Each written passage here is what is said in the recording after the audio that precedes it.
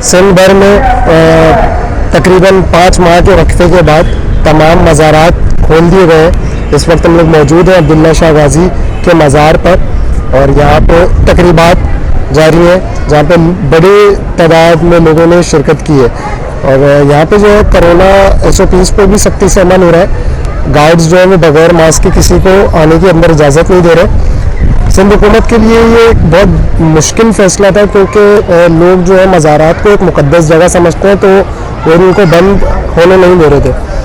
तो इस हवाले से 5 महीने के बाद तकरीबन ये मज़ार खोल दिए गए और स्कूल्स, सिनेमा घर, शादी हॉल्स पर भी पाबंदी लगाई थी तो वो भी खुल गए हैं पीर से और लिमिटेड लोगों को इजाज़त दी है अंदर आने की और लोगों ने मास्क का बाकायदगी से इस्तेमाल कर रहे हैं। यहाँ पे हम दिखाना चाह रहे हैं आपको कि एक बड़ी तादाद में लोगों ने शिरकत की है और लोगों ने बच्चे भी लेकर आए हुए और मास्क वगैरह का बाकायदगी से इस्तेमाल कर रहे हैं।